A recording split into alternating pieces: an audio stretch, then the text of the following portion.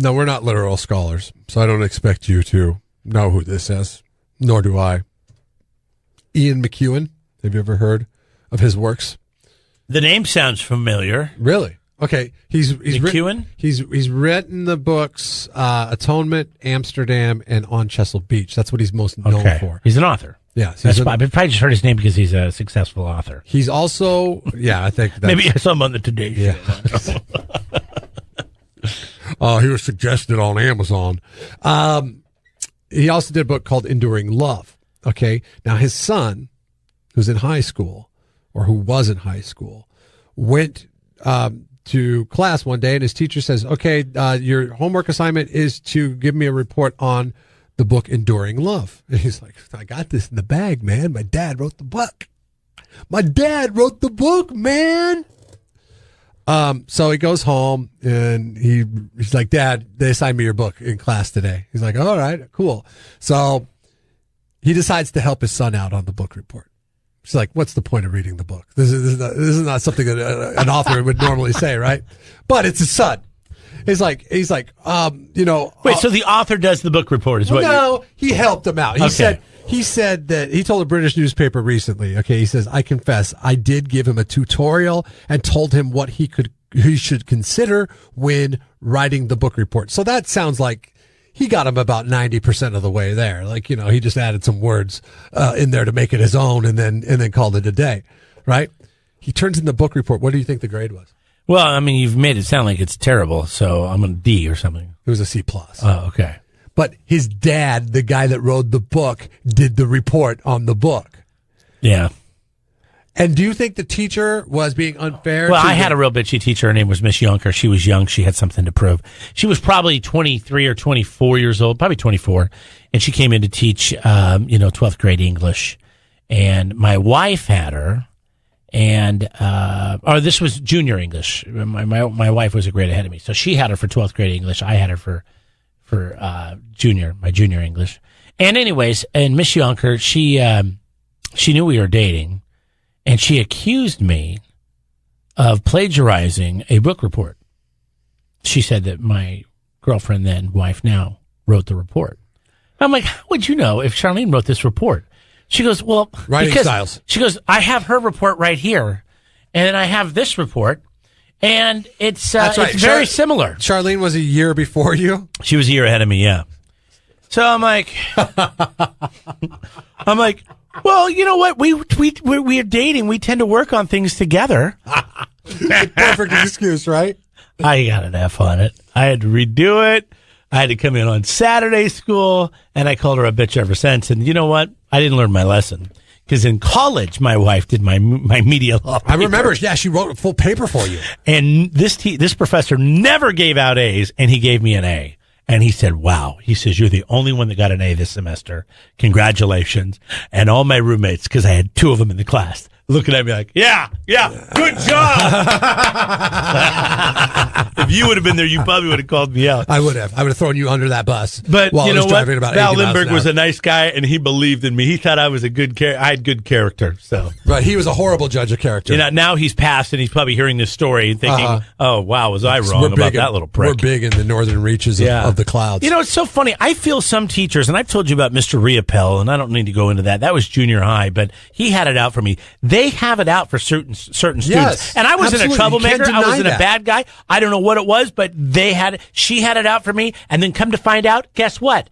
His wife, Mr. Riapel, who worked at the junior high about, I don't know, a half a block or a half a mile down the road, was best friends with Mrs. Yonker. And they used to have people over for dinner all the time. And so they were friends. So I'm pretty sure they were conspiring against me from the junior high teacher to my junior and high school teacher. I cannot believe that there are teachers out there that are 100% objectable, meaning that they don't like.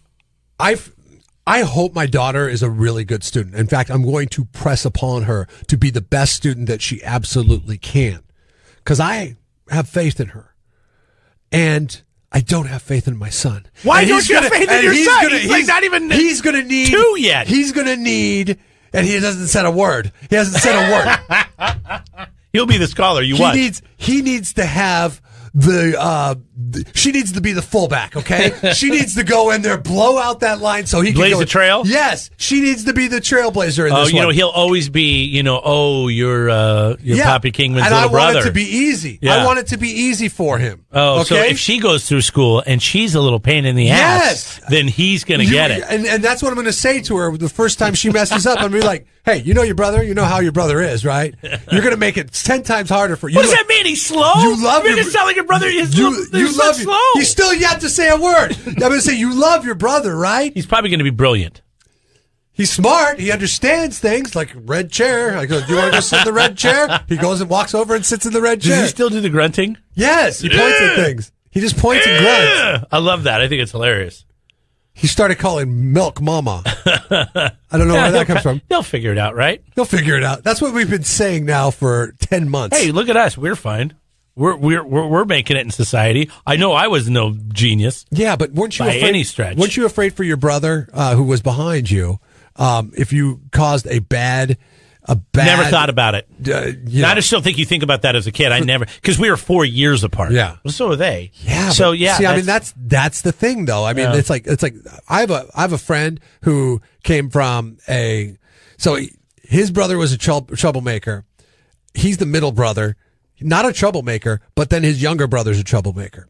So it was interesting because he changed how his family was perceived when he went through school. Yeah. Because his older brother, troublemaker, and Joel had to spend probably all 12 of his years of school proving to the teachers that he was not a troublemaker. He was a good kid. And then Nick came along. And then, so he paved the way for Nick, who they thought was going to be the good one. And then he was just as bad as the eldest brother. He's trying to trick us. And they're like, now we don't. Yeah. The Vukliks, they just zig and zag. We don't know which way to go with them. That's pretty interesting. I never thought about that in a family. I know I had a really good friend, my Andy.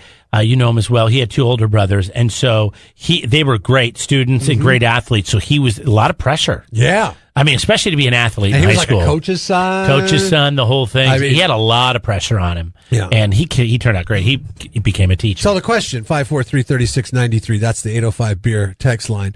Did your siblings make your school experience easier or better or worse? Yeah, better or worse. 543-3693.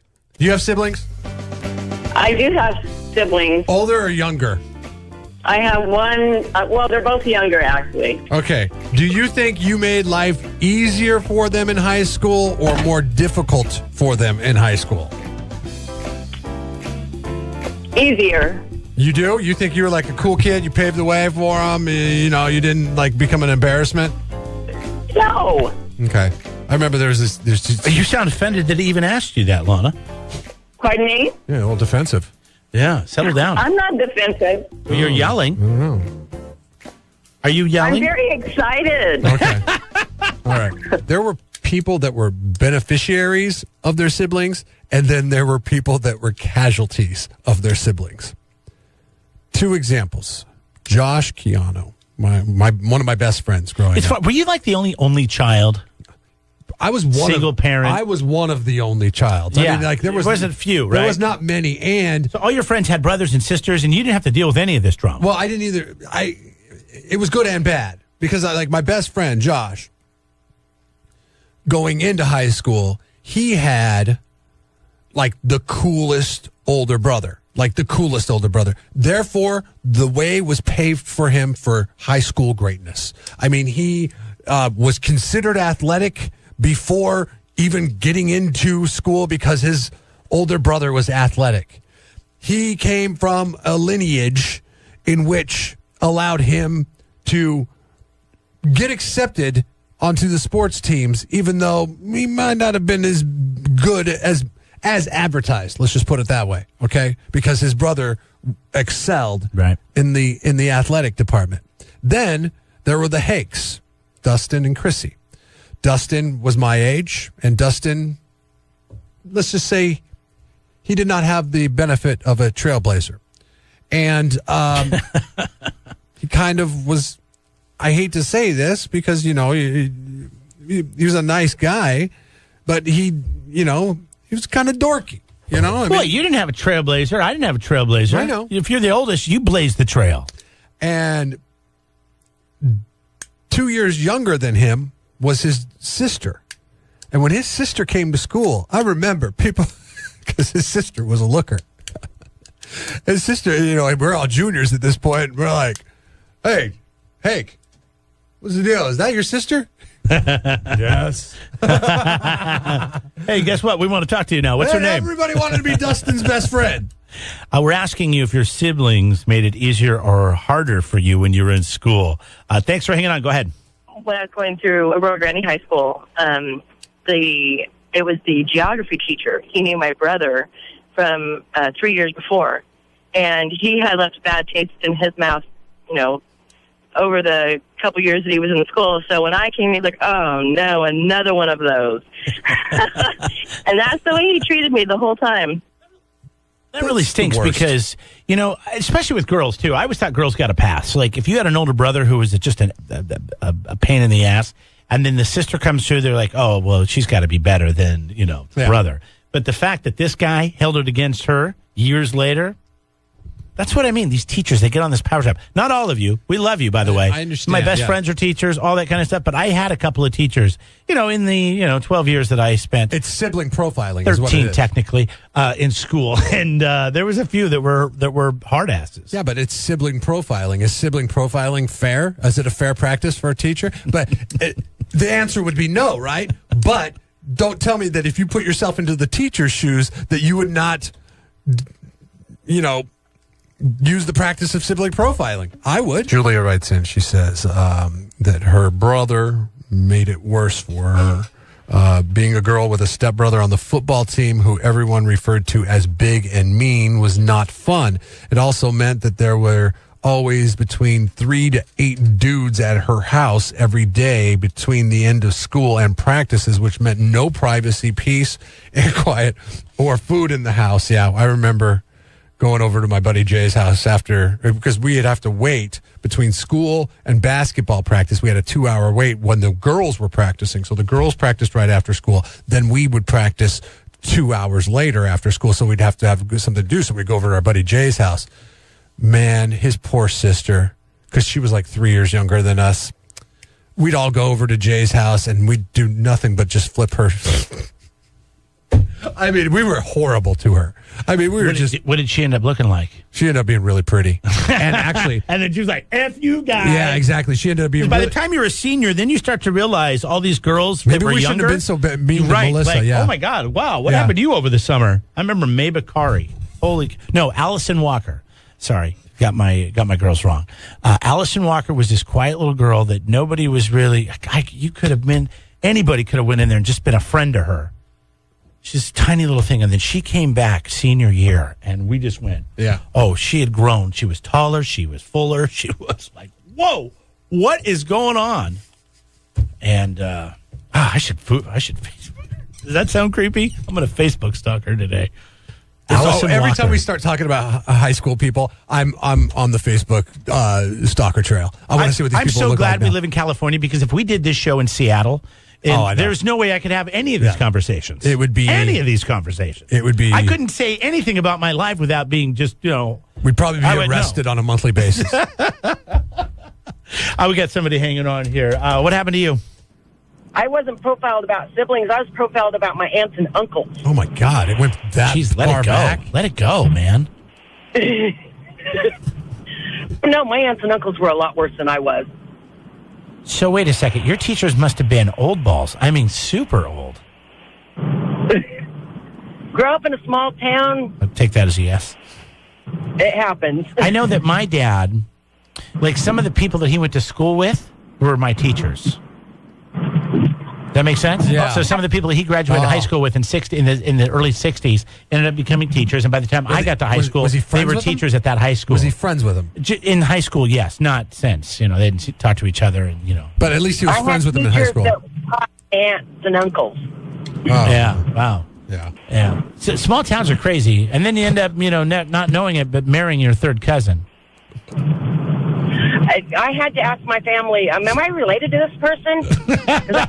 large family. My one of my best friends for the growing call. up, he was family profiled because literally when he was a sophomore, his uncle was a senior. That's how weird that family was. Wow. It was crazy. So this guy was a couple classes ahead of him, and he was his uncle. Yes. And I don't even know how that even shapes up. He had ended Well, up. people have kids late in life, and then or they adopt. I don't know. That is some hard math to do. But I mean, It's once like you some have that in Roseanne your lineage math. and you confuse people, people just walk around. They're like, "What's up, Gunner?" No wonder Gunner's such a fighter, man.